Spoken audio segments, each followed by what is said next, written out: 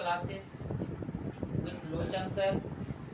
आज मैं आप लोग को इलेक्ट्रिक फोर्स के बारे में बता रहा हूँ, कूलम्ब्स लॉ के बारे में बता रहा हूँ। आज आप लोग की क्लास की जो पढ़ाई होगी तो कूलम्ब्स लॉ के बारे में पढ़ाई होगी। उसको थोड़ा दरवाजे को ठीक कीजिए।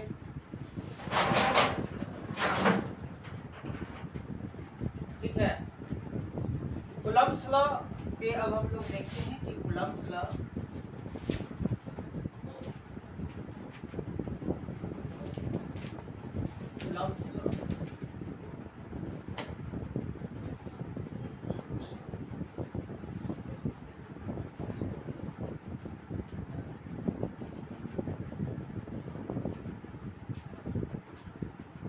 कूलम्ब्स लॉ दो इलेक्ट्रिक चार्जेस के बीच इलेक्ट्रिक फोर्स को बताता है। The electric force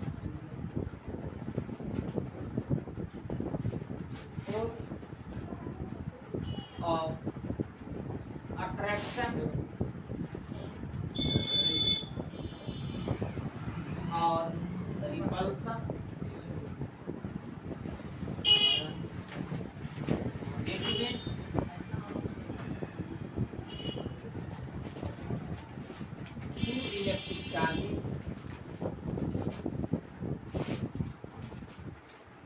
between two electric charges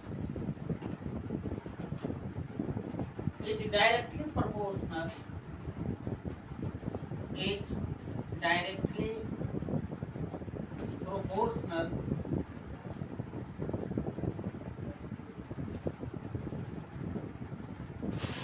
to the product of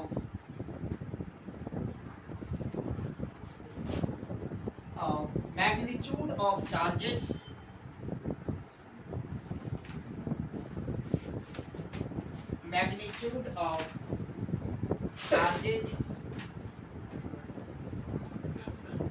and inversely proportional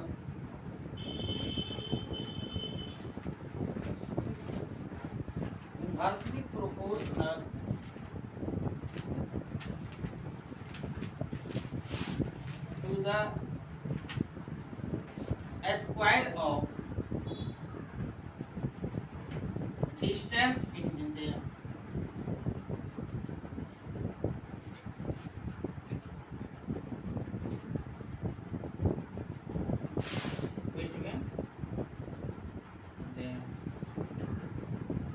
suppose कर लीजिए दो इलेक्ट्रिक चार्ज है, ये पॉजिटिव इलेक्ट्रिक चार्ज है एंड इससे कुछ डिस्टेंस पे नेगेटिव इलेक्ट्रिक चार्जेस है।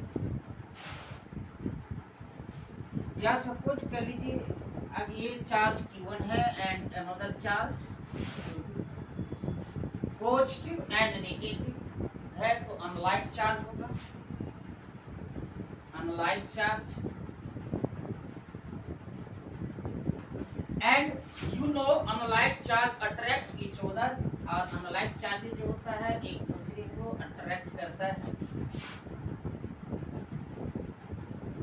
अट्रैक्टिव फोर्सेस जो होगा वह इक्वल इन मैग्नीट्यूड होगा बट अपोजिट इन डायरेक्शन होगा। यानी अगर ये F फोर्स लगेगा, ये वेक्टर F फोर्स लगेगा, तो ये वेक्टर F1 फोर्स लगाएगा, तो ये वेक्टर F2 फोर्स लगाएगा। Vector F1 and F2 equal in magnitude होगा बट अपोजिट इन डायरेक्शन होगा। Mod of vector F1 equal to mod of vector F2, but mod of vector F1 equal to mod of vector F2 and F1 equal to F2 और F1 equal F2 होगा।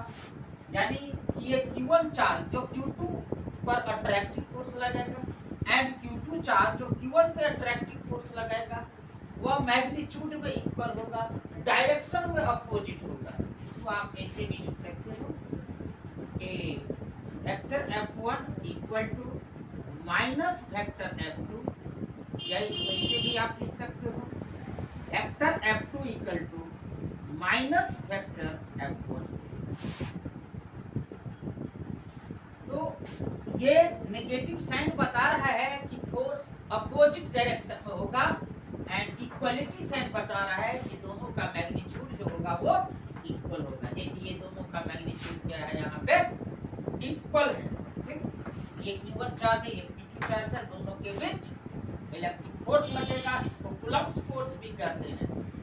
तो Coulomb's force जो होता है directly proportional होता है product of magnitude of charges के, and inversely proportional होता है to the square of distance between them.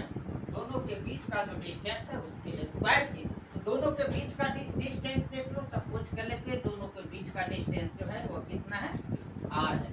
ये दोनों के बीच का डिस्टेंस कितना है, r है, ये r है। ये दोनों के बीच का डिस्टेंस r है, यानी Q1 Q2 के बीच का जो डिस्टेंस है वो r है, according to Coulomb's law.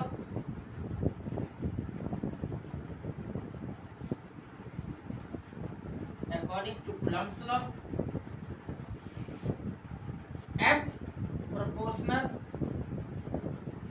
Mode Q1 Q2, F inversely distance square. Therefore दोनों को अगर कंबाइंड कर दोगे तो F proportional mod Q1 Q2 by R square.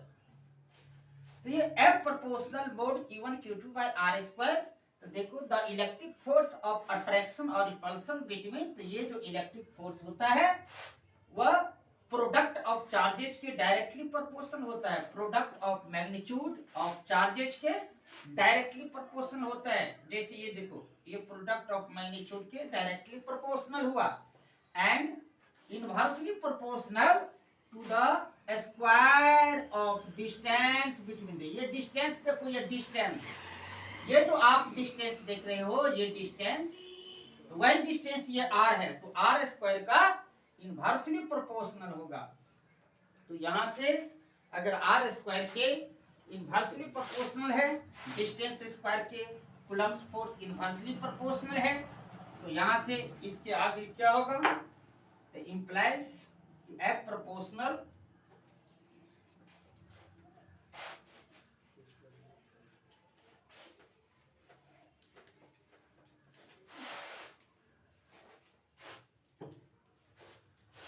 F proportional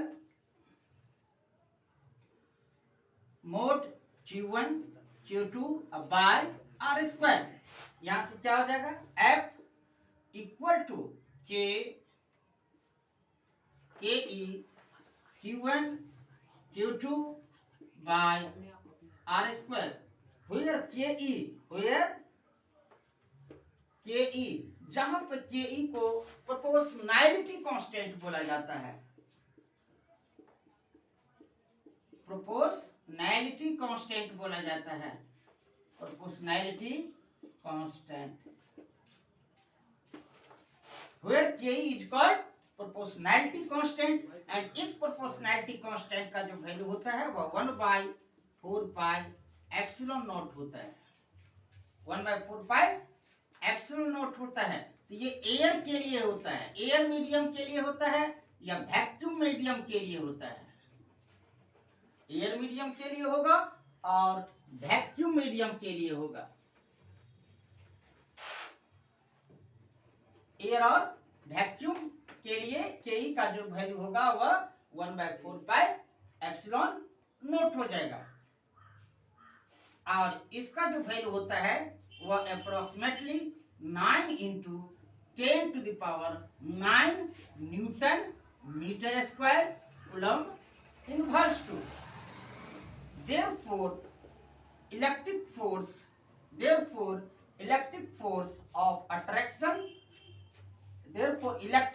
of attraction or repulsion equal to 9 × 10⁹ Q1 Q2 by R square. तो ये आपको electric force हो गया। ये जो इलेक्ट्रिक फोर्स है वो फॉर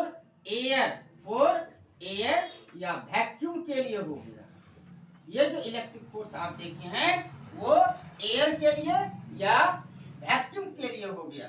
अगर मान लीजिए पॉजिटिव फोर्स है, मान लीजिए अगर पॉजिटिव फोर्स है,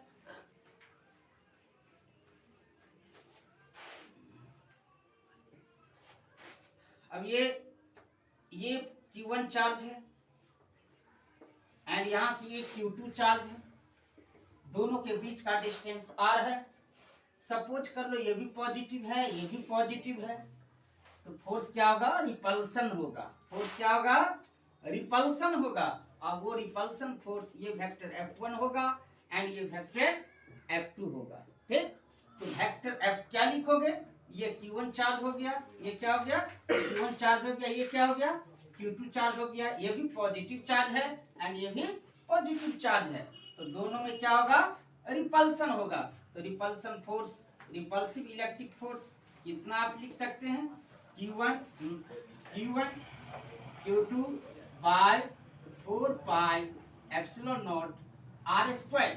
बट किस मीडियम में? एयर या वैक्यूम के लिए होगा, और एयर और वैक्यूम। अगर एयर या वैक्यूम होगा, दो चार्ज Q1 Q2 और डिस्टेंस पे सेपरेटेड होगा, तो कितना इलेक्ट्रिक फोर्स होगा? Q1 Q2 by 4 pi epsilon naught R square. Suppose कर लीजिए कि ये भी निगेटिव चार्ज है, ये एक निगेटिव चार्ज है, दूसरा ये निगेटिव चार्ज है। एक निगेटिव चार्ज ये है Q1, दूसरा निगेटिव चार्ज ये है Q2, दोनों के बीच का डिस्टेंस क्या है? r है। तो यहाँ भी रिपल्सिव फोर्स होगा, यहाँ भी रिपल्सिव फोर्स होगा। देखो यहाँ भी रिपल्सिव फोर्स होगा, यहाँ भी क्या लगेगा? रिपल्सिव फोर्स लगेगा। यहाँ भी रिपल्सिव फोर्स होगा, नेगेटिव नेगेटिव रिपेल करेगा। ये लाइक चार्ज का पेयर हो गया। ये दोनों के बीच का जो डिस्टेंस है वो r है, और ये रिपल्सिव फोर्स लगेगा।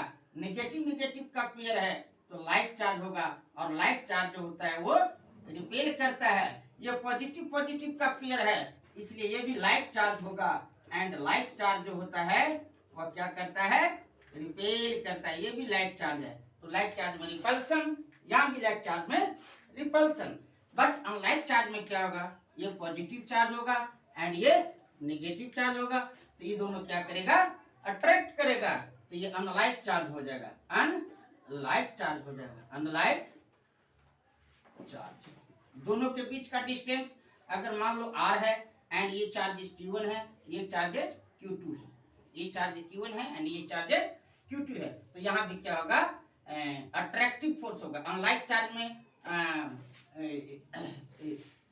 ये पॉजिटिव निगेटिव है तो अनलाइक चार्ज अट्रैक्टिव लग रहा है, ये नेगेटिव नेगेटिव है तो लाइक चार्ज रिपल्सिव लग रहा है, ये पॉजिटिव है तो लाइक चार्ज रिपल्सिव हो लग रहा है।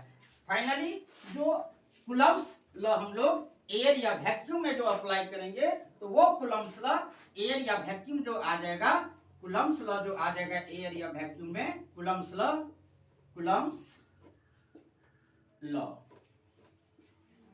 तो कूलम्ब्स लॉ जो हो जाएगा F equal to 1/4 pi epsilon naught Q1 Q2 बटे R square, Q1 Q2 by R square.